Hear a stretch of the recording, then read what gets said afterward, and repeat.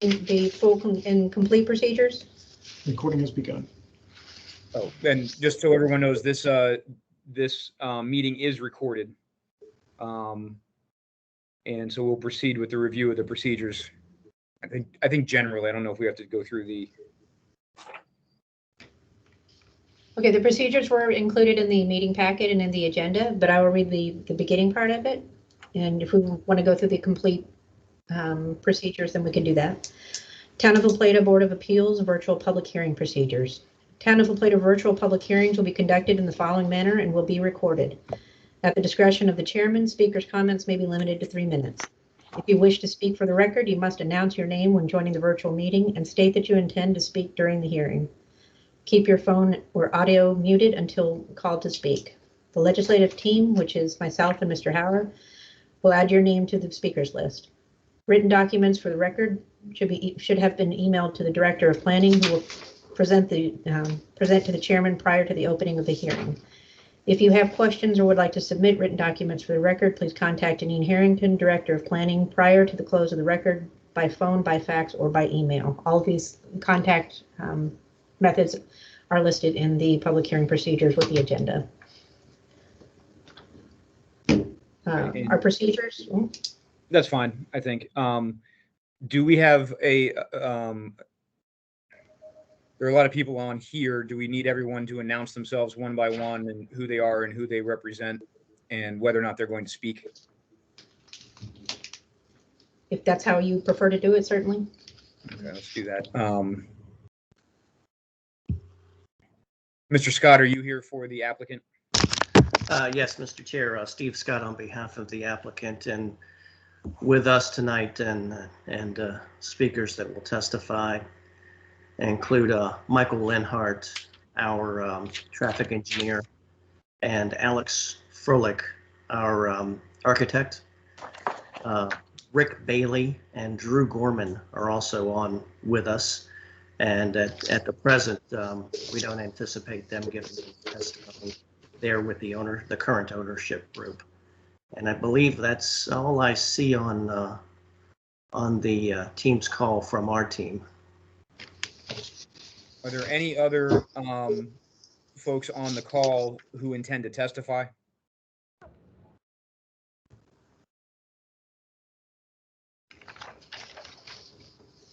Let the record reflect, I suppose, that no one has volunteered.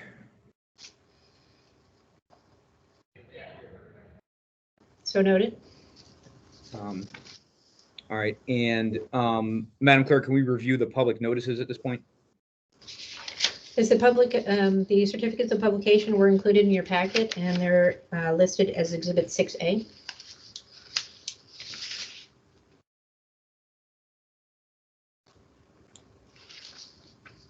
And I did review those. And we can move on then to the summary of the staff. Is the staff here to do the summary of the staff report? Yes, good evening, Chairman. Janine Harrington, Director of Planning for the Town of La Plata. And I will give a summary of the staff report. So the project before you tonight is located at 6685 Crain Highway.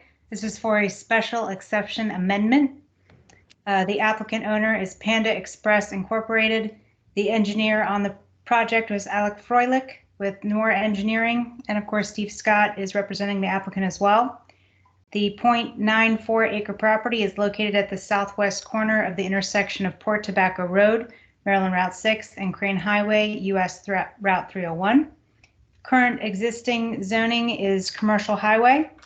The existing land use is a fast food restaurant, and the current proposed land use is fast food restaurant. To the north, south, east, and west is all commercial highway. To the north, you have existing retail and fast food restaurants. To the east is office, retail space, and another fast food restaurant. To the south is a motel, and to the west is a church. The applicant has submitted an application tonight to amend the existing special exception for a fast food restaurant in accordance with Town Code Section 191-52. I'll give a brief background. Majority of all this information is in my staff report. Hopefully everyone had a chance to read that. But the existing 2,308 square foot building that is on the site was previously occupied by Sonic. That came before the Board of Appeals in 2015 originally. The site development plan, landscaping plans, all those development plans were reviewed and approved by the Design Review Board in June 17th of 2015. On July 15th, 2015, they went back to the Design Review Board due to some comments that had been given prior. July 7th, 2015, the Planning Commission reviewed the revised site plan and subsequently issued a recommendation for approval to the Board of Appeals. On August 3rd, 2015, the Board of Appeals held their hearing on the special exception request, and that was reviewed and approved. Let's see here. It was signed on August 10th of 2015. Now, in September 1st of 2015, the major site plan was then approved by the Planning Commission with conditions. And a grading permit was subsequently issued on June 17th of 2016, and the project was completed by the issuance of an occupancy permit on January 30th of 2017. In December of 2018, the applicant contacted staff to discuss revising the entrance onto Port Tobacco Road, or Maryland Route 6.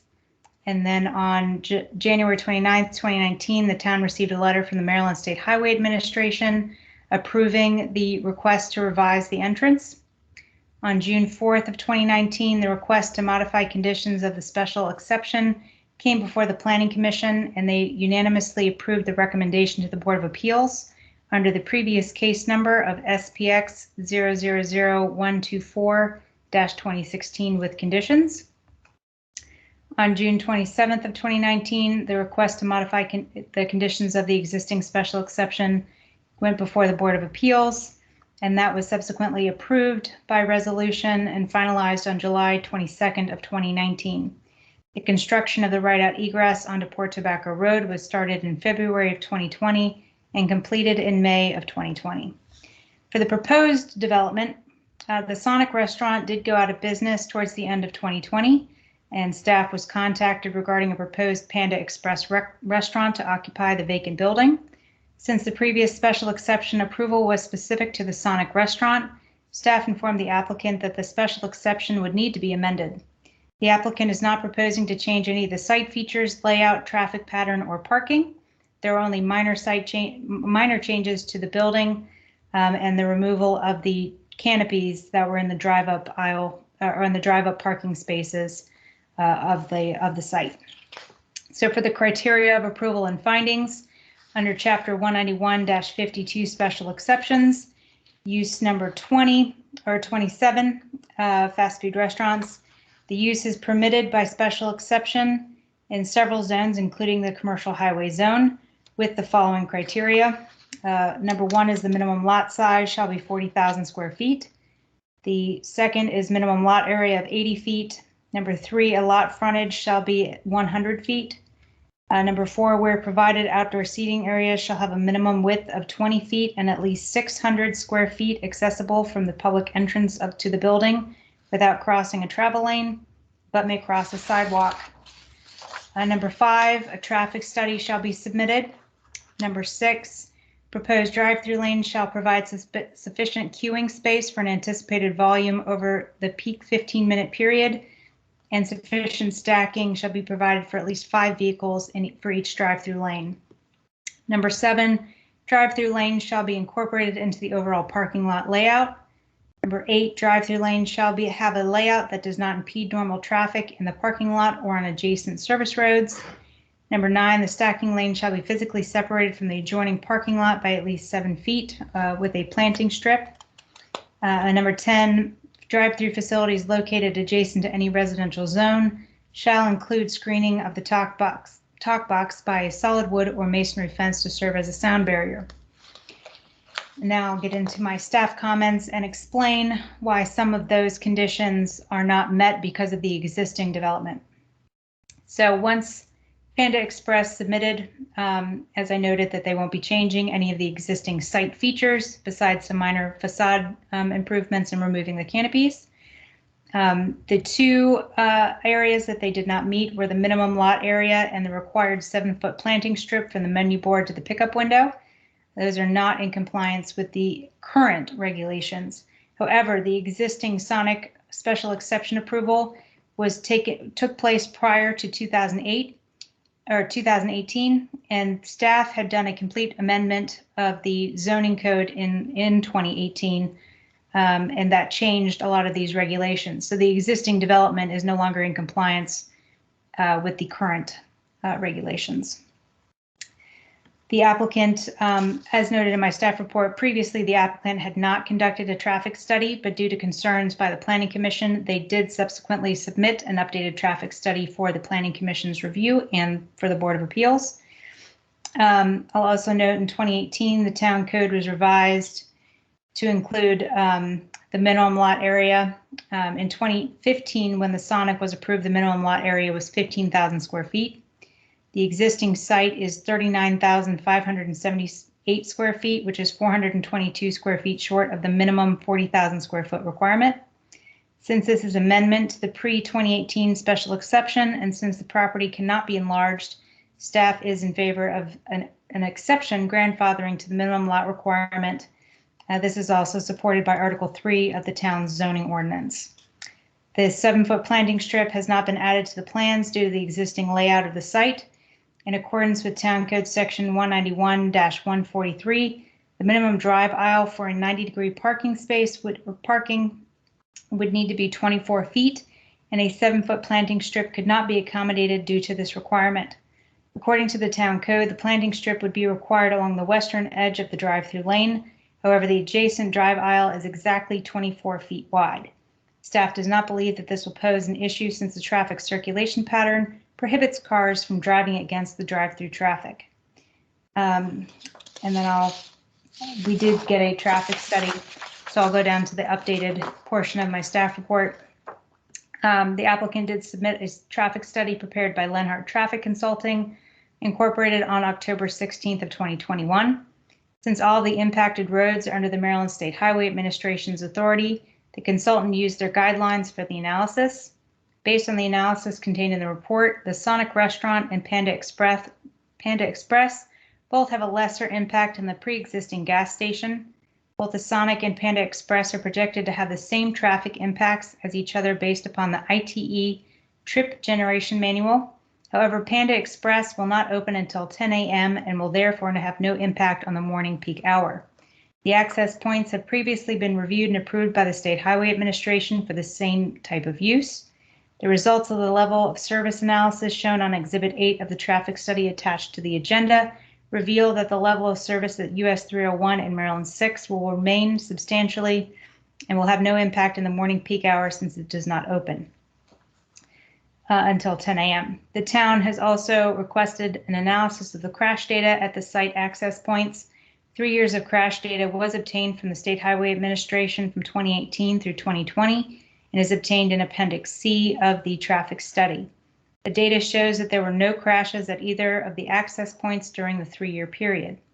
As shown in the updated traffic impact analysis, the study intersections will operate at an acceptable level of service, and the proposed conversion to a Panda Express will not have a negative impact on the transportation network.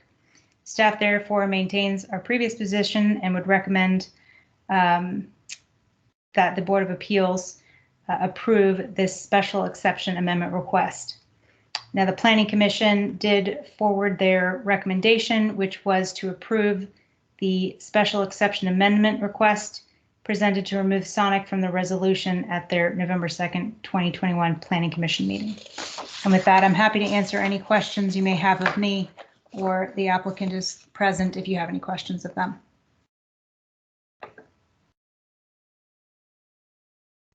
You're muted, Chairman. Of course. Do any other members of the board have any questions for Ms. Harrington? I do have one quick question. Looking at the site plans, and I understand Panda Express has. I'm sorry, for the record, that's Mr. Thorne. Oh, yes, I'm sorry, Maynard Thorne. I understand Panda Express has a seating area, and on 2 of the site plans, it looks like there were two different sidewalks, or you're moving the sidewalk, exactly which one are you proposing to have? And is it going to add added protection for the people sitting outside eating?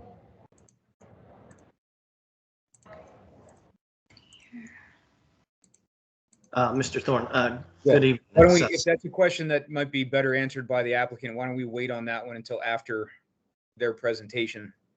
But did anybody have any, I'm sorry to interrupt, but did anybody have any specific questions about the staff report?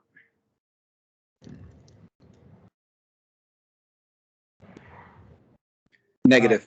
Negative. I have a, this might be a dumb question, but if Sonic was still in business and nothing changed hands and they're out of compliance with the current zoning regulations, what happens to the lot?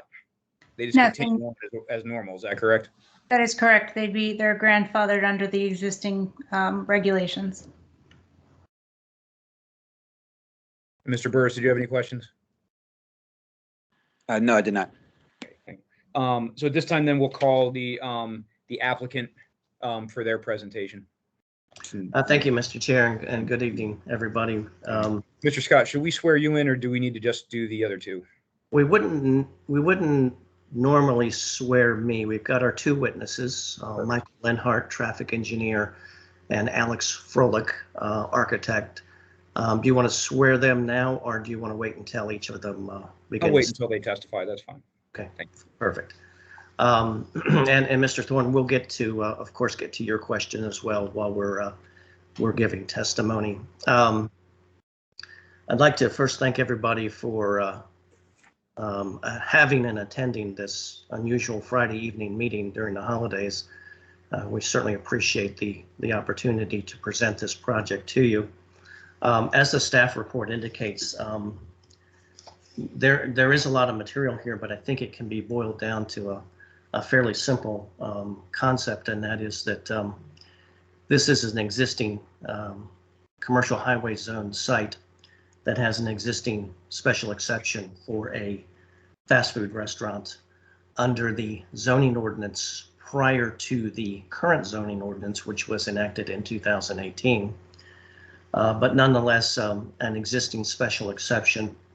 And the special exception order, when it was issued, the current order that applies to the property, had a little glitch in it that said that it was for a, quote, Sonic fast food restaurant rather than a generic just fast food restaurant.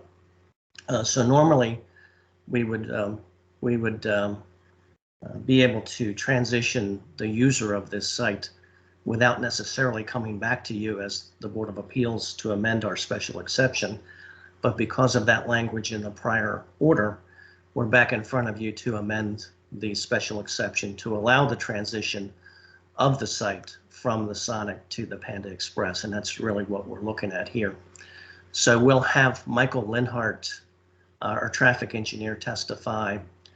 There was an updated traffic impact study done, of course, and I think, you know, as residents of La Plata and business owners in La Plata, we all know that that's a difficult intersection. So we'll give you some assurances and some testimony regarding traffic, which hopefully will be acceptable to you. We also have the architect for Panda Express that is going to explain what's happening on the site itself, which frankly is not much. Panda Express is going to be able to almost put the site in use as it is without much in the way of physical changes. They are going to remove the car hops because that's something that is unique to Sonic, and Panda Express does not provide that kind of service.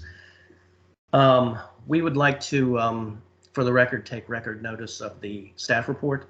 We'd like to take record notice of the materials in the record associated with the staff report and existing on the agenda of the Town of La Plata website for this particular hearing. We'd also like to take record notice of consistency of this project with the comprehensive land use plan. Of course, this is a CH zone property, and the comprehensive land use plan of the Town of La Plata calls for high intensity retail and commercial along the commercial highway corridor along US Route 301. So no issues with with compatibility with the comprehensive land use plan in this particular case. We'd also just like to, as the staff report and planning director indicated, just to remind everybody again, the Planning Commission did take consideration of this project and issued a unanimous recommendation for approval. And also, we'd like to indicate that the project and Panda Express has been in front of the Design Review Board and has received the approval of the Design Review Board for the physical changes they're going to make to the site, the appearance type changes. So that box has been checked as well. With that, I think I will call Alex Froelich, Mr. Chair.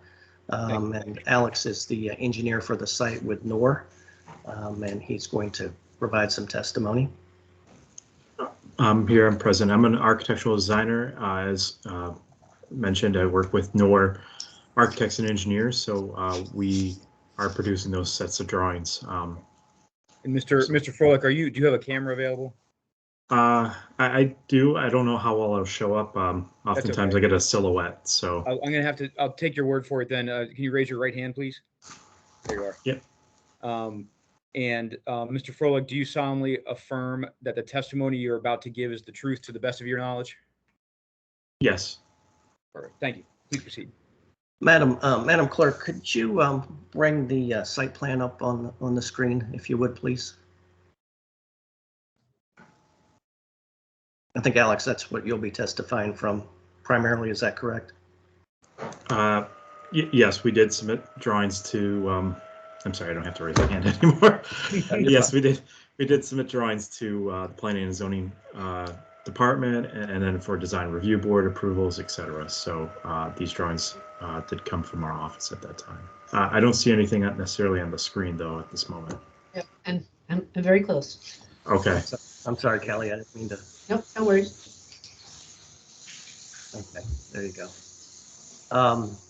Mr. Froelich, I'm gonna kind of let you speak free form, but I'd like for you to, while you're speaking, explain the current conditions of the site and also explain the changes that will be made to the site for use by Panda Express.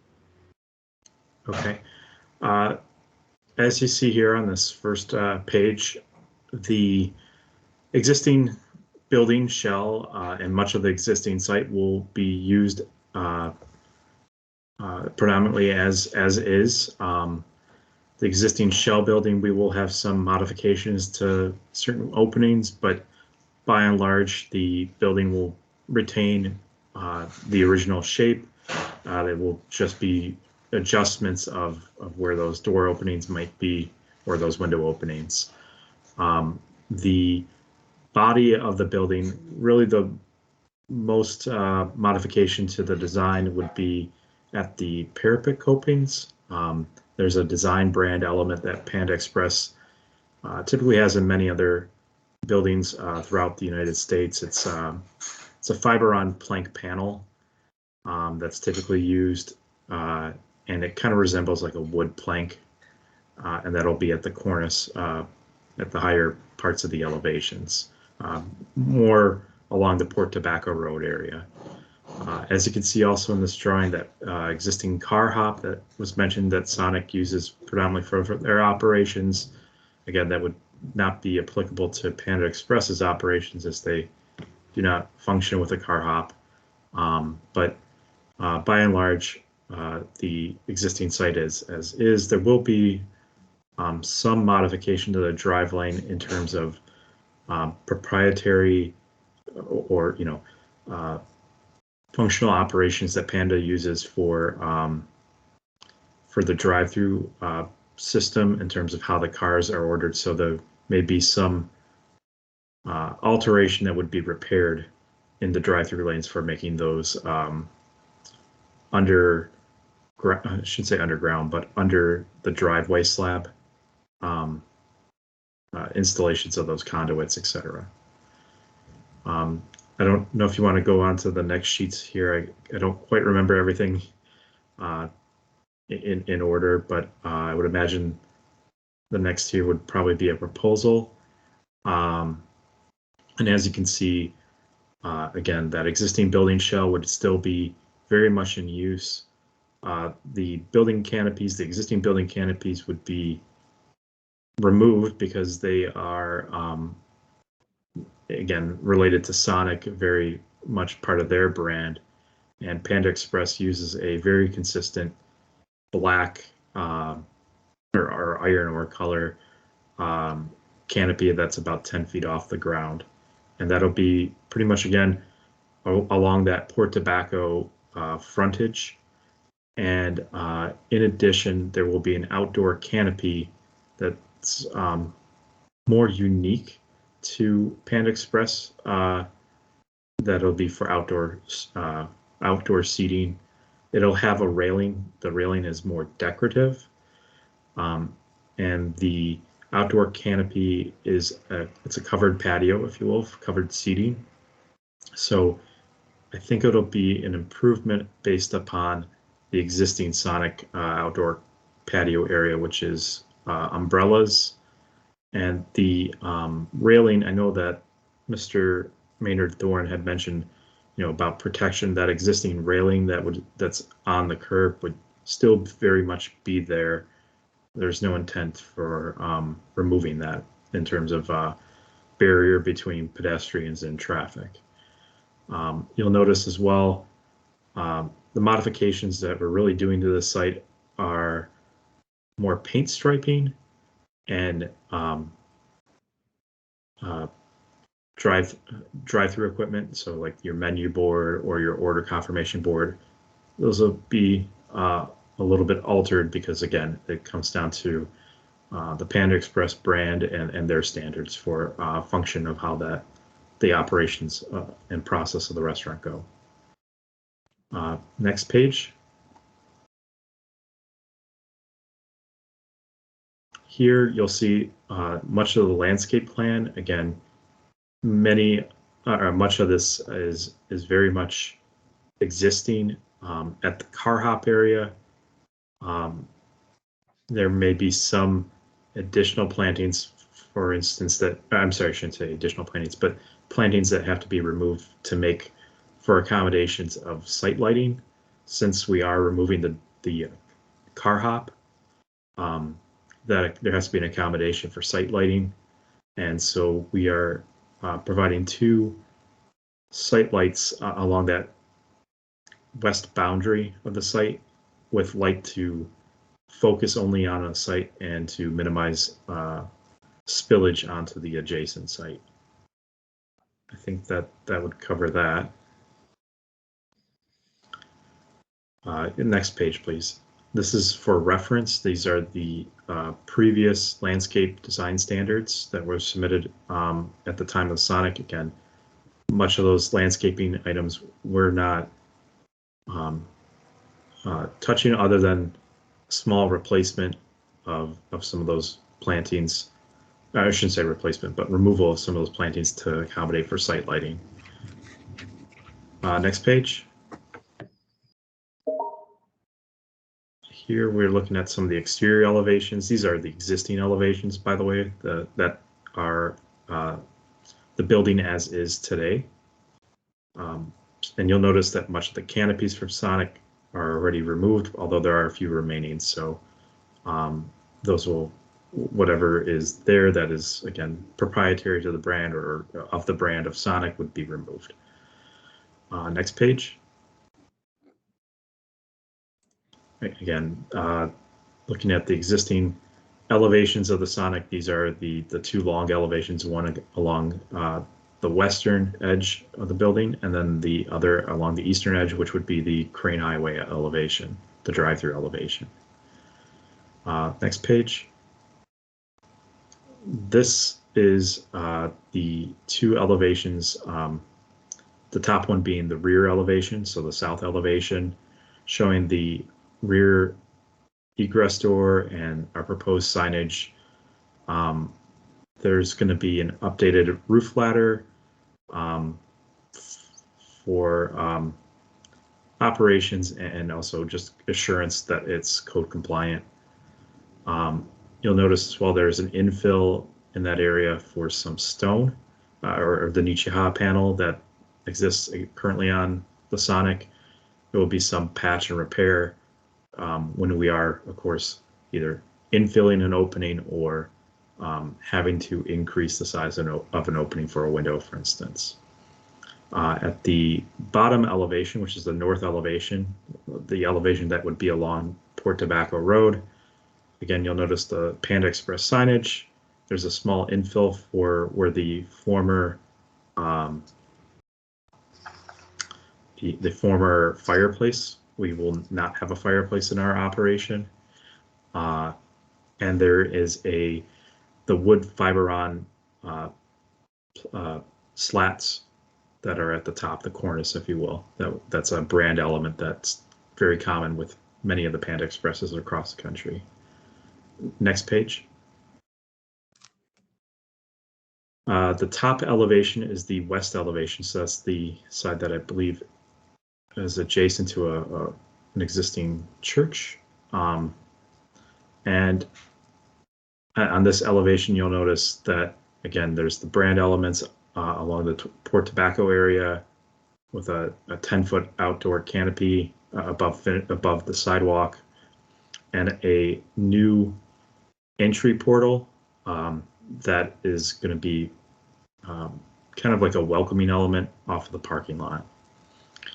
And at the east elevation below, which would be the drive-through elevation that you would see along Crain Highway, the modifications are pretty minor there too. It's again, that fiberon plank with the outdoor, with the canopy at 10 feet above the sidewalk, and then the drive-through window. There'll be some adjustments to make for modifications of the drive-through window so that it fits within Panda Express's operations. There's a former egress door that was off the kitchen area that'll be infilled with stone Nichiha panel. Next page. And I think we're getting to the point where the renderings, these are the renderings of what those look like from each corner, from a perspective, if you will. And you notice that these renderings do include the outdoor canopy and seating and that railing and how that all kind of come into play. So next Alex, page. I'm sorry. Go ahead, Alex. I'm sorry. I didn't mean to interrupt. Oh, not a problem. And next page again, these are also additional perspectives related to the building in our proposal.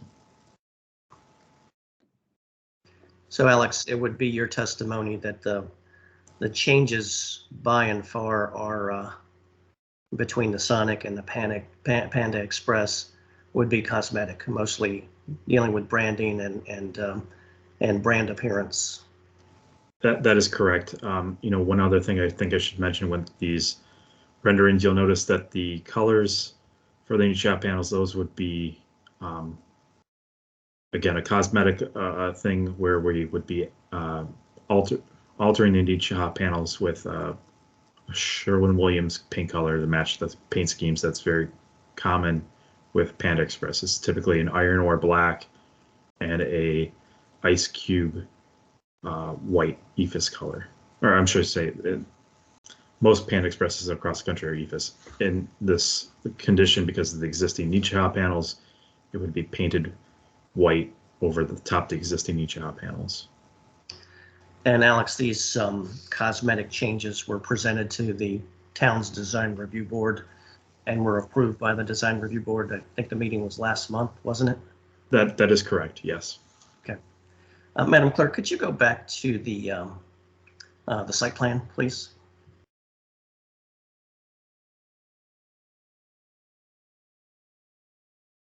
And Alex, just to sort of reemphasize the point, ingress and egress points for vehicles, traffic flow, drive aisles, drive-through lanes, none of that is changing, correct? That is correct. No, none of that is changing. Okay. Next, I'd like to, Alex, just kind of walk you through what the zoning ordinance provides as criteria for allowing the special exception for a fast food restaurant within this commercial highway zone. And I apologize to the board if this is it can be a little tedious. Thankfully, there are not many of these, but I do want to get these on the record in testimony. So if you'd bear with us. Alex, there are, as you saw from the staff report and from the zoning ordinance, there are 10 elements or 10 findings that are necessary for approval of a special exception for a fast food restaurant in a CH zone. Now, I know this is an amendment of an existing special exception, and there are really two places that'll come into play, but let me just walk you through these. First, the minimum lot size shall be 40,000 square feet. That's one of the places the grandfathering and the prior special exception order comes into play. Alex, it's a fact that this site does not quite comply with that current lot size requirement. Is that correct? Yes, I agree that it does not quite meet 40,000 square feet, but we are at 39,000 and some change. So we're short by about 500 and some square feet. And under the prior zoning ordinance, I'll point out to the board, the requirement, the minimum lot size requirement was 15,000 square feet. So this was in full compliance at the time of the issuance of the special exception order. And of course, pursuant to the zoning ordinance is grandfathered now as to that issue. Alex, the second element is minimum lot width of 80 feet. That will be met. The existing lot size already provides for that. Okay. Lot frontage shall be 100 feet. Again, the existing lot frontage already exists in that fashion, so that would be provided. Okay. Element 4, where provided, outdoor seating areas shall have a minimum width of 20 feet and at least 600 feet accessible from the public entrance to the building without crossing the travel lane, but may cross a sidewalk, and that element has been complied with as well. Is that correct? That is correct, yes. Okay, element 5 or criteria 5, a traffic study shall be submitted, and I know that's not your bailiwick, but a traffic study has been submitted. Is that correct? That is correct, yes. And of course, we'll have Mr. Linhart testify as to the specifics of the traffic study. Item 6, proposed drive-through lanes shall provide sufficient queuing for an anticipated volume over the peak 15-minute period based on an analysis of the anticipated drive-through traffic volume submitted by the applicant. Sufficient stacking shall be provided for at least 5 vehicles for each drive-through lane in order to prevent overflow onto the parking lot circulation aisles and public streets. And that element is complied with in this case, correct, Alex? That is correct. And again, we are not making any modifications to the existing site or the drive-through lane operations. So I believe that would already be compliant. Okay. Element 7, drive-through lanes shall be incorporated into the overall parking lot layout. Yes, that's correct. Item 8, drive-through lanes shall have a layout that does not impede normal traffic in the parking lot or on adjacent service roads. Yes, that is correct. That'd be provided for already. Okay. Item 9, and this is another element where we have a need to be grandfathered under the existing special exception order, but let me read this one to you. Stacking lanes shall be physically separated from the adjoining parking lot by at least a 7-foot planting strip from the menu board to the pickup window. And we do not comply with that requirement. Is that correct? Yes, and again, you're correct in that statement. The existing separation is about 4 feet, but there's no modifications to the existing drive-through lane or drive-through curb operations. So we're kind of constrained by that existing conditions. But to be clear, the drive-through aisles are a sufficient width for the vehicles, is that correct? That is correct, yes. And then element number 10, drive-through facilities located adjacent to any residential zone shall include screening of the talk box by a solid wood or masonry fence. And of course, that's not applicable in this case. Is that correct? That is correct, yes. And just for the board's emphasis, of course, all of the properties surrounding this subject site are zone commercial highway and are not used for, none of them are used for residential purposes. So that element number 10 would not be included. So I appreciate the board's indulgence. I just wanted to run through those elements and make sure we got them on the record in terms of testimony here at the hearing. And once again, we'd also take record notice of the staff report that does analyze each of those elements. And I think, Alex, unless you have anything to add, I think we'll move on to Mr. Lenhart. No, I appreciate it. Thank you again for the opportunity. Thank you. Mr. Chair, I'd like to call Michael Lenhart, traffic engineer. Hey, Mr. Chairman, this is Jonathan Burris. Before we move on from the site plan, can I ask a couple questions? Oh, sorry. I apologize.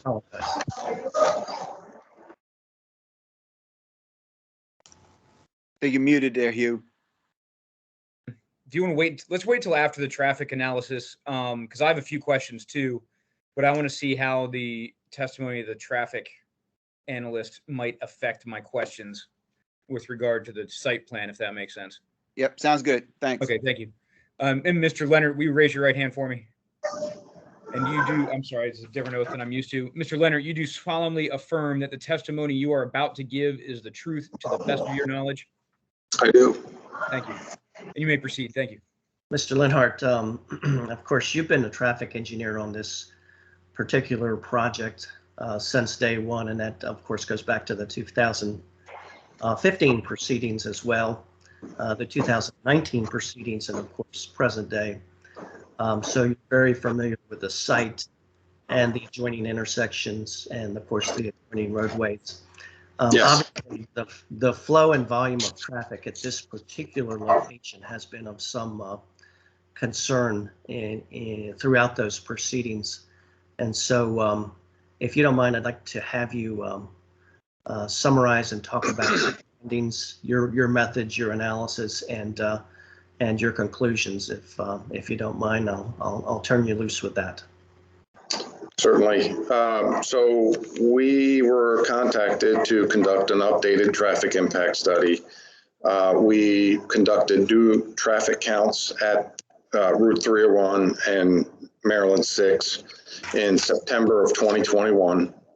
At that time, the Sonic had been vacant for since late 2020.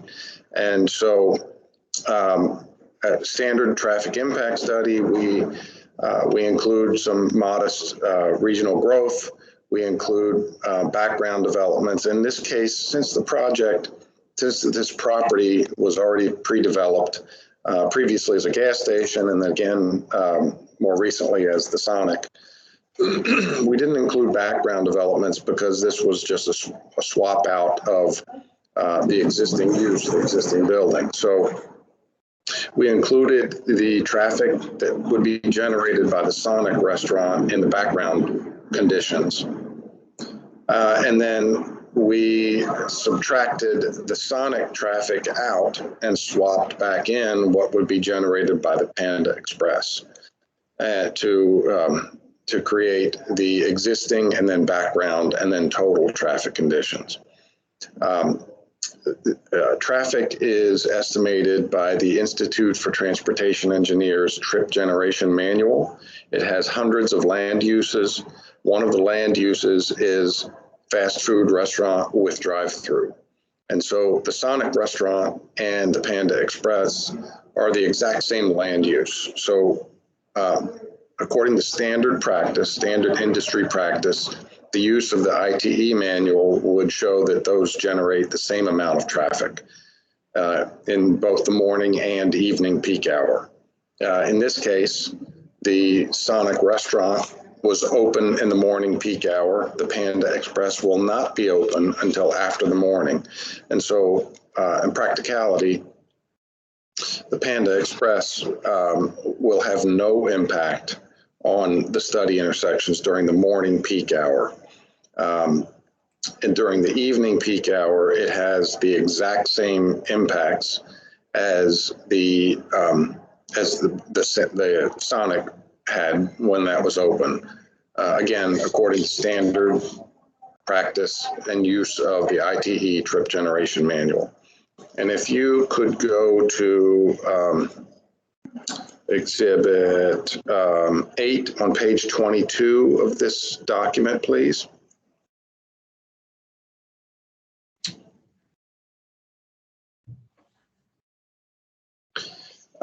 This is a table of the level of service at each of the study intersections. So we looked at the driveway on Route 6 at the site access, the intersection of Route 301 and Maryland 6, and the intersection of 301 at the site driveway. You can see during the morning and evening peak hours, both of the site driveways operate at level of service A under existing and total traffic conditions. There is no change. The site driveways are level of service A. This is, as Ms. Harrington indicated, and I would like to say Ms. Harrington did a very good job of summarizing our study.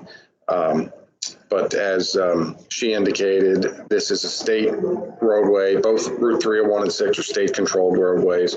So we utilize state guidelines in our analysis. And again, both driveways are level of service A.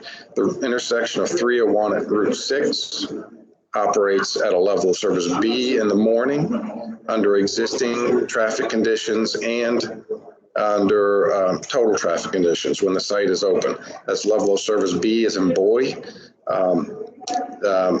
Standard practice and industry practice is that intersections get graded level of service A through F. And it's it's just like letter grades in school. A is the best, F is failing. With the difference being, though, that a level of service, a letter grade of D in a school course is not a good grade. You're not proud of that. You're not praising your kids if they come home with a D. In traffic engineering, however, State Highway considers level of service D acceptable. It is a passing level of service, and in fact, it's actually it's a good level of service because it's able to move a lot of traffic with some delay, not a tremendous amount of delay. When you get to a level of service E or F, intersections are starting to experience more delay and starting to break down a bit. And so level of service D is acceptable in passing, and it is 301 and Route 6 is a level of service D under existing and total conditions. And again, the conversion from the Sonic to Panda Express has no negative impact. It swaps out one use for another. It's basically the same traffic conditions. The town also asked us to look at the traffic accidents and crash data that have occurred out here. And so we do not have that data, but State Highway Administration maintains an in-depth database of crash data throughout the state. And so we contacted the state and we obtained crash data from 2018 through 2020. And again, I don't recall the exact date that the Sonic closed, but from what I understand, it was late 2020. So this crash data, 3 years of data which is typical when we're looking at intersections to assess if there's a safety or accident patterns. 3 years of data is a standard look back. And what we found was that neither of the site access points had any reported crash data during that 3-year period. And so the intersection of Route 301 at 6 had about 24, on average, 24 crashes per year through those 3 years. Now, the majority of those were rear end crashes, which is fairly standard for Route 301 is a major interstate route. There's traffic signals, there's high speeds on Route 301. And if you look at any one of those signalized intersections through the entire county, you're going to see that the majority of the intersections, but the majority of the crash data at those intersections are rear end accidents. Very common pattern. And so this intersection fits right in with what we would expect to see at any other intersection along the 301 corridor. We don't see any information in the state data that indicates any crashes or safety concerns related to either of the driveways. Again, no crashes in the 3-year period in that reported data. And that basically summarizes our report. Happy to take questions if you have any. So Mike, if I could again summarize and emphasize your report, the impacts on the surrounding roads and the intersections, the impacts are less when you compare the Sun fast food restaurant to the prior service station. Is that correct? That's correct. Yes, we did look at the service station that was in existence prior to the Sonic. And while there were a number of years where that service station was underperforming quite a bit, if you look at, again, using the ITE trip generation manual, a gas station would generate significantly more traffic than a fast food restaurant. Okay. And then, of course, this proposed change in the user on the fast food restaurant will actually result in fewer impacts as well because of the hours of operation of the Panda Express. So there's no AM peak hour impact being generated by the Panda Express. Is that correct? That's correct. Okay, and to again reemphasize this amendment to this special exception, and that is the change out from Sonic to Panda Express, will not impact the level of service of the intersections and the roadways. That's correct. And further, one more, just emphasizing again, there are no reported accidents resulting from ingress and egress into this site during the years that the Panda or the Sonic was operating. That's correct, and that data is included in our traffic impact study in back in the appendices. Okay, thank you, Mr. Chair and board. Those are our witnesses. We can certainly open it up for questions if the board has any, and I'd like to summarize once we're through. Certainly. Mr. Burris, do you have questions? I did. A couple quick questions. Kelly, can you put the site plan back up?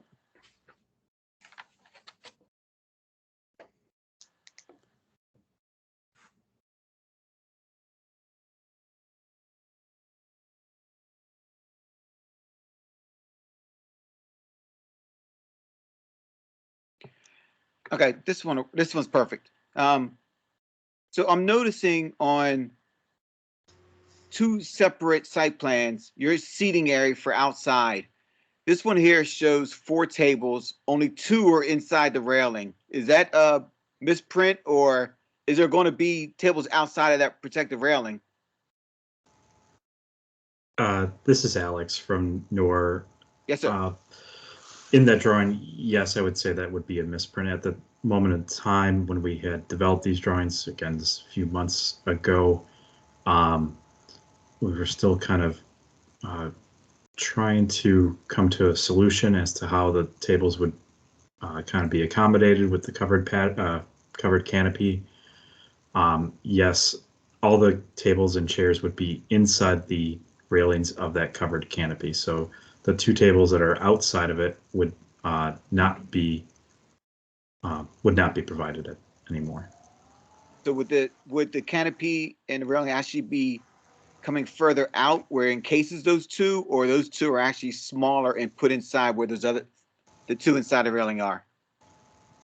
So inside the railing or inside the covered canopy would be 2 smaller, like 2 table toppers or single, circular two-seaters, and then on the opposite side where the former fireplace is, it's a rectangular, like picnic type table. I shouldn't say, it's not wooden, but it's more patio furniture.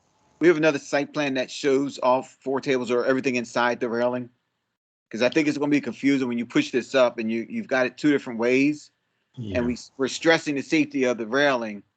I think that drawing is probably more accurate and correct. Okay. The one that's currently up there, page 2. Okay. Okay, that works for me. Second question, where the curb hops were. As you guys are removing them, it looks like you're putting in parking along that side, and you're also going to be putting in lighting. Is the lighting going to be higher than the bushes and the trees that are there that are not messing up the visual of the Methodist church next to it? Is that been accounted for? So with the site lighting, what we were in coordination with our site lighting photometrics engineer or consultant, is no taller than the existing site lights that are on the property, which I don't know the exact height of those, but typically they're around 20 feet tall. But the light would not want to spill onto the adjacent property. It would be directed solely onto the proposed Panda Express site. Okay, and I think my final question is, and I went through this package, 156 pages, and the one thing I think I might have missed, and I apologize if I did, was I'm assuming there was a site survey done based off of the fact that there was a gas station here, and what is still under that ground that Sonic sat on, that you guys are getting ready to dig up to do whatever kind of changes you're going to do.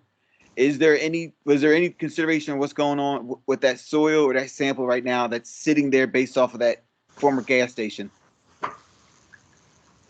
I'm sorry, Steve, go ahead. I'm sorry, Alex, and that predated Alex, and Alex, unless you know, did you do any environmental research? I would not know that answer directly. I would have to refer back to some representatives from Panda Express Corporate and also some of my colleagues and peers at NOR about that information.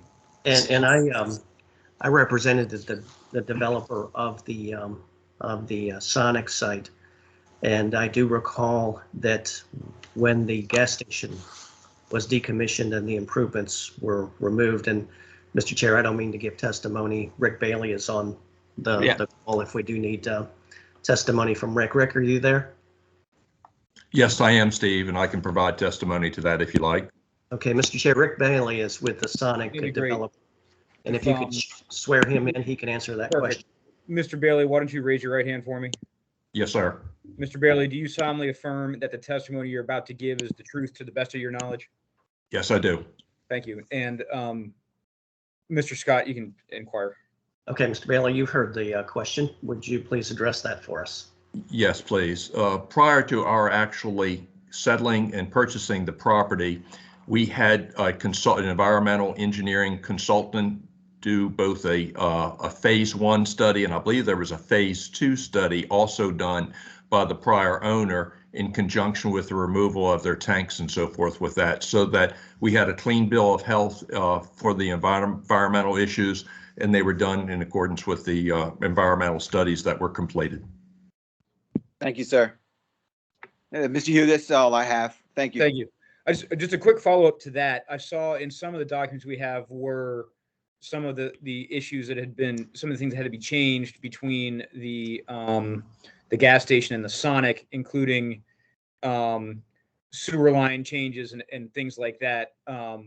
So when the gas station was decommissioned, they removed all the underground storage tanks. Is that what it is, or are they all still there and just encapsulated? No, so the underground storage fuel tanks were all removed in conjunction with the demolition that was completed for the canopy and the building itself for the prior gas station.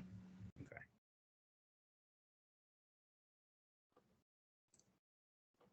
Thank you, Rick. We appreciate it. Thank you. Thank you. Mr. Thorne, did you have any questions? No, they cleared it up through the rest of the presentation. Perfect. I have a couple. So in addition to what Mr. Burris was concerned about, are there going to be any changes to the physical infrastructure other than the removal of the car hops, or any of the entry or egress points going to be changed at all, or any other significant changes to what's already there? Alex, you want to take that one? I'm sorry, can we repeat the question, please? Sure. Other than removing the car hops, is there going to be any change to the existing infrastructure? No, nothing substantial to the site. As I mentioned, maybe during some of the initial presentation, the only modifications that we have are kind of in that drive-through lane, and it's related to the order system and somehow how those conduits kind of, when your car goes over top of the slab, Mm-hmm. it kind of triggers some things on the inside related to the drive-through system operations and monitors. And so there will be a replacement of the concrete to make those systems work, but the lane itself and the width of that would all remain the way that it is today. And the entrance and egress points will remain the same? That is correct. Nothing will change from the existing on those egress and exit points. And I noticed, if Madam Clerk, can you move to page 3? I think that was the landscaping preview. So with the removal of the car hops, is there going to, this sort of goes along with the question about the lighting, is there going to be any change in any of the landscaping between the Panda Express and the church for privacy screening or anything like that? Predominantly, no. All the hedges or bushes that are along that west elevation or west boundary line would still remain. There may be a removal of 1 or 2 bushes in one or two spots, because we have to provide the site lighting to meet the photometric standards for the parking lot. Okay, and the what is there existing now? For the landscaping, I'm sorry. What I'm from my vantage point here, I just see the little symbols. I don't know, are those is that a hedgerow that's a certain height, or do we know what that is? Yeah, I was going to ask if you're asking me to tell you the exact genre and species of the plant. I don't necessarily know if I can provide that information. I know that it'll be certainly in this drawing that we're looking at. Mm-hmm. But in short order, short description, it's essentially like a 2 or 3 foot tall hedge, and it's kind of an entire row along that boundary line. Okay. And Hey, with Hugh, yes. John Burris again. Yes, sir. Hey, according to the paperwork, those are holly trees. that are lining between where the Panda Express and the church is. That's what I saw when they were doing the, when they were building the Sonic. I just didn't know if anything was going to be different. No, according to the paper, there's not changing that. Okay. And my, I guess the reason for that concern is if the canopy is gone, then there may be a different visual profile from the church of the restaurant. But I don't believe there's anybody here from the church to talk to protest that. Mr. Chairman, this is Rick Bailey again. If I could Yes, add sir. some additional clarification, if I could, please. Yes, There's sir. a significant elevation change between the church property and the current developed property at the same time too. I can't see accurately from looking at the drawing, but there's the difference in elevations, but there's a retaining wall along there also. So Okay. that does help to provide some significant barrier and transition between the two properties at the same time for the benefit of the church at the same time too. Excellent.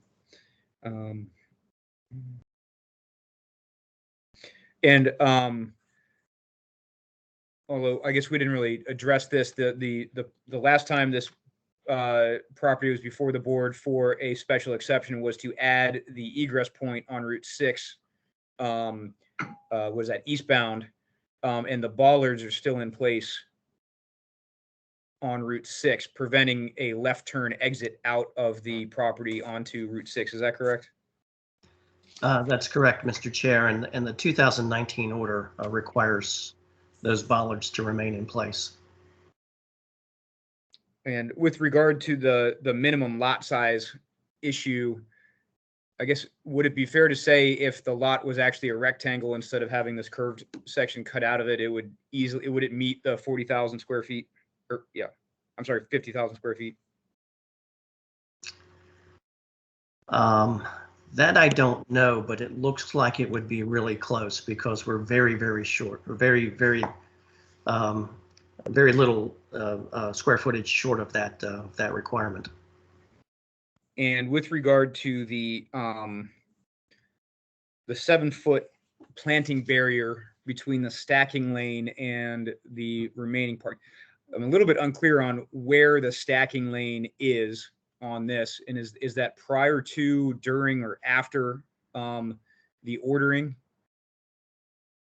or is it where folks are waiting for their food?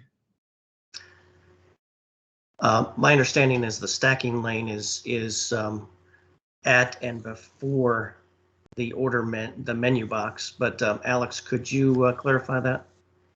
Yeah, to some level, I don't directly have a drawing to provide to you at this moment to show that complete stacking, but in initial preliminary discussions with Panda Express representatives, we typically do a drawing or a simulation, if you will,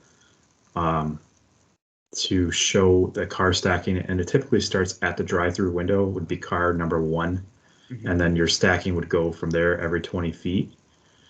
And as you notice, our drive-through lane has 2 order or menu order boards or call confirmation boxes, and the linear distance of either of those lanes should be enough and adequate enough to meet the stipulations that you had in your amendment. I think I know from preference, typically when working on several Panda Express restaurants, they deal a lot with knowing how many vehicles can stack in that drive-through lane, and their preference at minimum is usually 7. So without necessarily having a image directly in front of us to all see and share,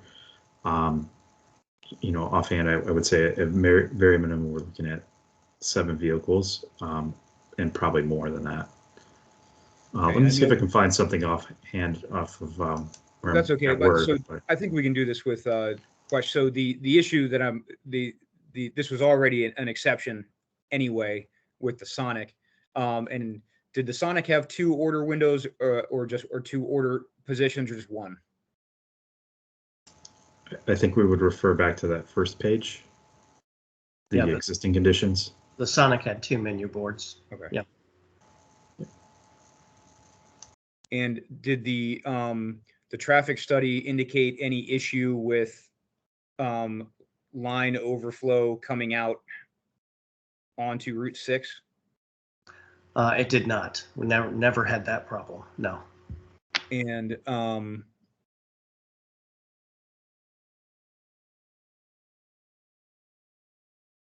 and what about the issue with regard to the folks in line for the drive-through blocking the parking spaces? Is that an issue?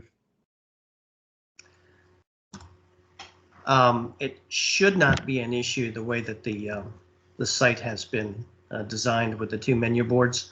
I don't, Rick can probably address this, Mr. Bailey, but I don't think that they had those issues with the operation of the Sonic. And that was because of the way that the site design was laid out. Yeah, I can confirm that, Steve. We never had an issue with any conflict between the parking at the building and the drive-through lane. And perhaps one of the benefits of looking at this for the use for the Panda Express is the fact that the building layout is virtually the same as it was before, and the fact that we did not have any operational or flow problems represented and demonstrated in the field accurately, and we weren't making the assumptions, but we actually knew that it worked well in the past also. Actually, just looking at this site plan, are the 4 tables that are there, are those supposed to represent the existing outside eating area from Sonic? Yes, sir. I think that's the case. And the other drawing that you referred back to is the revision and the new configuration that will take place under the operation of the Panda Express. And sorry,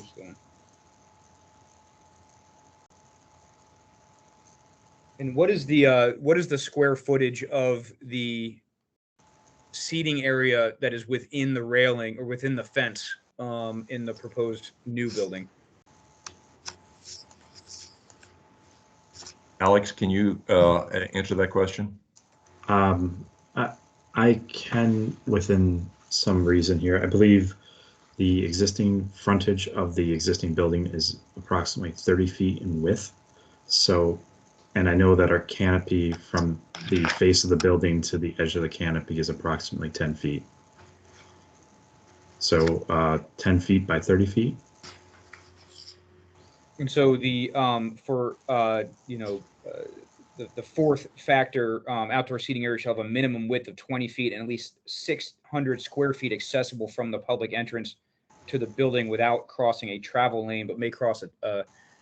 Do we meet the 600 square feet minimum there for outside seating? I can tell you that the existing sidewalk that's there, all the accommodations that are inside the railing of that area are no change than what was existing. And in fact, it's a covered patio area, so that's where the seats are. I'll be honest, I'm not 100% clear if that means that the outdoor area has to be 600 square feet, or there has to be at least 600 square feet of area there that is accessible from the front entrance, which I'm not sure if Mr. Scott has an opinion on that. Mr. Chair, I was just contemplating the same question, but I will note that the DRB looked at those design issues and approved the site based on the criteria. Hey, Hugh, this is John Burris again. Yes, sir. Hey, so the way I'm reading it, it's this, the 600 feet is the separation between where the sitting area is to the first road. So out to Port Tobacco, there's 600 feet of safety is what that is. It's not 600 feet for where they're sitting to eat. That's what's confusing me, is because it says 600 square feet accessible. Right. And so I can see a large area, and I'll be frank, I've been to the Sonic at one point. I only ever went there once. Hope I'm not responsible for their demise. But it's a fairly large area, and the reason I'm bringing that up, Mr. Scott, is that with the change, I believe the change that happened in 2019, did the roadway coming from the drive-through continue all the way around again, or was that it? Because you can see the egress from the egress goes onto Route 6 there did not exist. Did the travel way go around, or did cars have to do a U-turn and go out onto 301 from there? No, Mr. Chair, the travel way always went all the way around the building, so you could always circulate around the building if you needed to. I don't have any further questions. Did my questions raise any further questions with either member of the board? Not for me there, Hugh. Okay, and Mr. Scott, you indicated you wanted to sum up. Yeah, assuming there aren't any other members of the public to speak, I will just go ahead and give you a brief summary.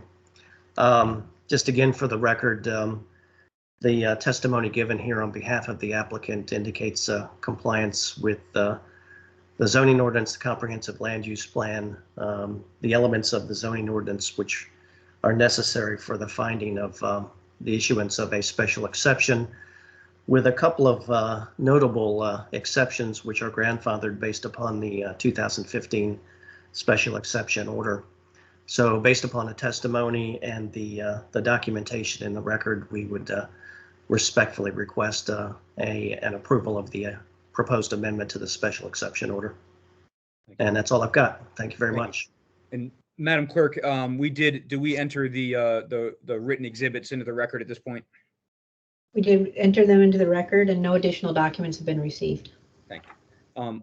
I will give a last call if there's anyone else who wishes to be heard, any other parties that wish to be heard on this matter. Now is the chance. Hearing none, I'm going to move to close the hearing and move forward with a motion. At this point, I would propose that we approve the special exception based on the testimony that we heard today and the exhibits with regard to the criteria according to section 191-52H27A. I think it was testified to that the property meets the minimum lot width requirement of 80 feet and meets the frontage of 100 feet. I think it does meet factor 4 with regard to the outdoor seating. I think it does meet factor 5 with regard to the traffic study. I think the proposed drive-through lanes have sufficient queuing space according to factor 6. I think that they're fairly clearly, obviously, the drive-through lanes are factored into the existing parking, so there's no change there. For factor 7, factor 8, there's no impediment to normal traffic by the on the adjacent service roads or anywhere else by the drive-through lane. And number 10 does not apply in this situation, and I think it's fair to grant the special exception with regard to the minimum lot size, considering that the minimum lot size is 40,000 square feet, and they're at was it 39,500 and some square feet, I think was the space. And with regard to the 7-foot planting, barrier between the stacking lanes and the parking, it's not feasible in this site. And this site was developed prior to the 2018 update to the zoning law. And as Ms. Harrington indicated, there is no retroactive change to the property because the zoning law changed that if the Sonic was continuing today, they would not have to update anything to be in compliance. And since this is generally the same use as what it was prior, I don't see any problem with granting the special exception with regard to that, and also propose that the special exception be altered to say that generically this is a fast food restaurant rather than what it originally said as a Sonic fast food restaurant. Do either other member of the board have any issues with my findings, my proposed findings? Hey, this is Jonathan Burris. I have no conflict with your assessments. Maynard Thorne, no conflict. Okay, so I would move to direct the town attorney to prepare a resolution to approve the special exception based on those findings. Do I have a second? Second. And all in favor? Aye. Aye. Aye. Oh, was that all three? That was all Yes. three. Okay, so moved. Although I think that ends that part of the business. I do think I skipped over approving the minutes of the prior meeting when we started because of the little bit of confusion over the. Was there any objection to the minutes from the prior meeting? Mr. I would Chairman, love to I did- comment, but I don't know. I'm sorry, Ms. Phipps. I did locate the minutes from the January meeting. I forwarded them via email. I'm sure you did not have a chance to review them before. Did you want to defer that to the next meeting? Why don't we, can we at this point excuse the applicant and his folks, since that decision has been made? Maybe just take a couple minutes for the members can read those minutes so we can get it over with now, considering we don't know when the next meeting may be. And Mr. I Chair, apologize for keeping everybody till 8:30 on a Friday. no, we appreciate your indulgence in having the meeting on a Friday, and we very much appreciate your assistance with this project, and happy holidays. Thank you. Mr. Chairman, because I wasn't at the last meeting, I really shouldn't vote again on the minutes, so. I understand. I don't know if you want to read them and see if there's any typos or other issues that make that someone who was there might. No, I just read them just so I could be familiar Okay. with what happens. I had them and then I lost them. Oh, there it is.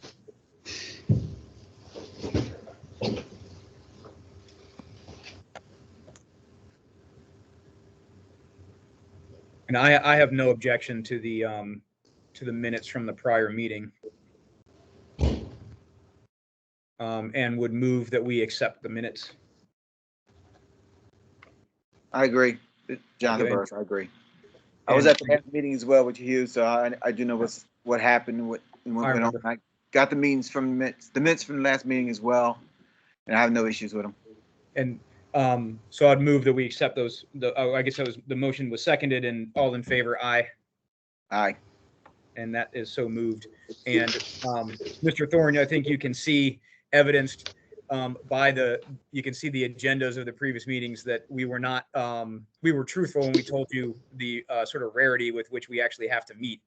But thank you for, I know this was your first one. Thank you for joining us. And thank you for your good questions, because I think that we were all concerned about the exact same issue, which is good. But at this time, I think, Madam Clerk, does that cover everything? That's everything I see, sir. I would move to adjourn at 8:29 p.m. Seconded and all approved, I think, at this point. Yeah. Thank you all, and I hope you all have a happy holidays. Thank you. All right, everybody, have a good night.